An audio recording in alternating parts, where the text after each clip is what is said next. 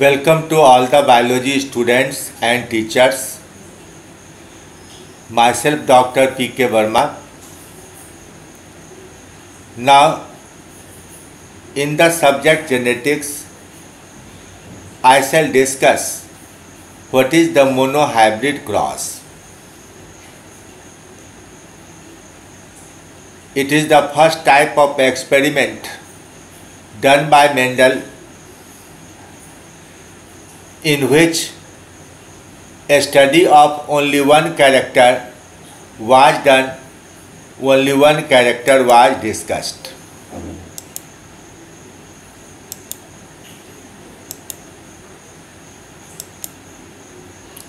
So, whenever we study only one character, it is called monohybrid cross.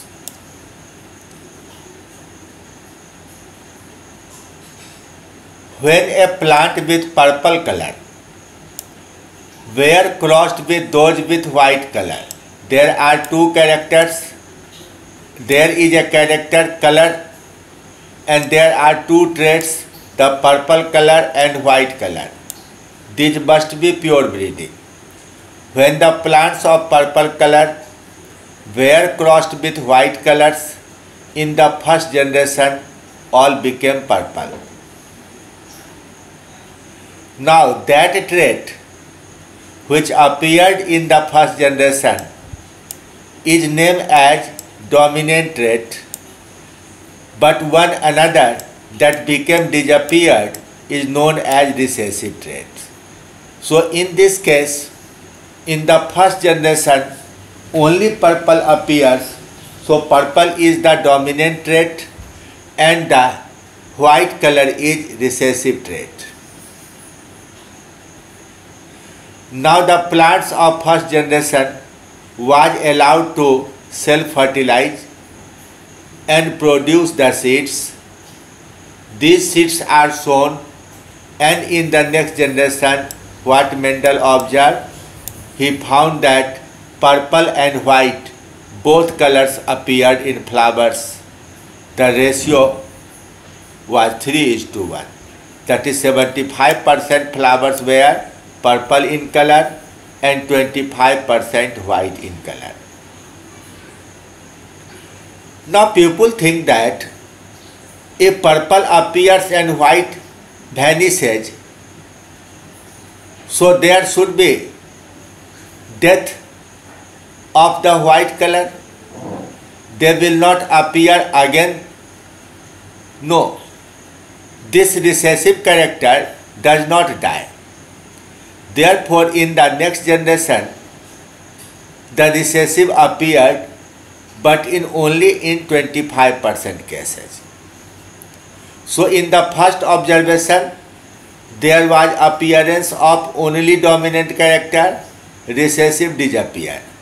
And in second generation, dominant and recessive both appear, dominant 75% and recessive 25%. Now in this figure, the two flowers are shown, purple in color and white in color. What happened? Purple and white were crossed. In first generation all became purple. And in next generation, 3 purple and 1 white appeared. When Mendel explained, he explained about the presence of some internal factor that control the color, and we shall also use to describe them. These capital P are the two dominant alleles and small p are two recessive alleles. It will be discussed in explanation. Now what is dominance? Coren explained it like this. Every gene has 2 copies, one from mother and another from father. Why? Because they have one set of chromosomes from mother and another from father. Inside us also, 23 chromosomes belong to mother and 23 belongs to father. So every gene will have 2 copies and each copy is called allele. Each copy of the gene is called allele. The long name is allelomorph.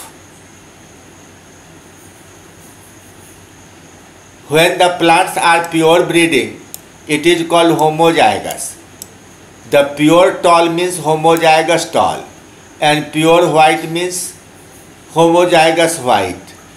Purple means pure purple means homozygous purple, and dwarf means homozygous dwarf. So when the alleles are similar in effect, the organism is homozygous, and this is called pure breeding. But when these alleles are dissimilar, that is in the first generation, it is called heterozygous. You see, when these alleles are dissimilar in effect, the organism is heterozygous. Now, in heterozygous condition, one becomes powerful. To that become powerful appears and it is called dominant, and another that could not appear, that was weaker, is called recessive. So out of two alleles, one is dominant, another is recessive. The question arose, what is the law of dominance? It was a simple result that one trait is dominant, another is recessive. Then what is the law? The law is dominance and recessiveness are permanent features of alleles independent of time and space.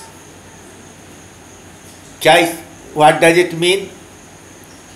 If you select one variety of a particular species and you find that in a pair of characters, one is dominant, another is recessive. Now it is permanent feature. It means dominant will always remain dominant and recessive will always remain recessive. The result will not change with time. The result 100 years earlier was same as it will be today. And the second thing is, the result that was observed in Holland will be same in Australia also. Now these are the sets of plant, purple and white.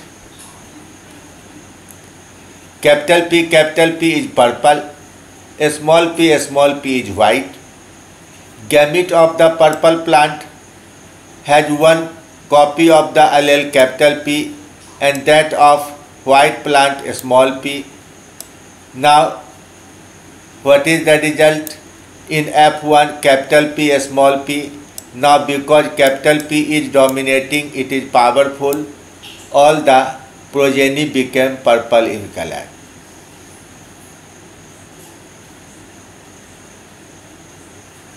Now capital P small p that was present in the F1 generation will produce 50% with capital P and another 50% with a small p. So in F2 when they will fertilize,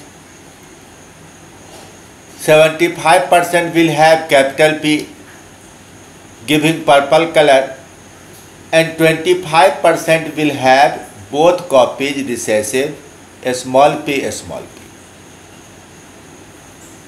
On this basis, it was said that in F1 the recessive did not die, but it could not appear before presence of dominant, and it had chance, only 25% chance to separate from the dominant. It could appear, that is called law of segregation. It simply means that two alleles are separable, two independent parts, and when the recessive separate from dominant, they can appear. Now the same result is shown here. The position in the table is slipped away because of expanding the screen size in length, in width. See the result in F2. Capital P is 1, capital P small p is 2, and small p is 1. So the three are capital P or capital P small p purple in color, and only one is small p that is white in color. Now there are two phenotypes, purple and white, but there are three genotypes, capital P, capital P small p, and small p.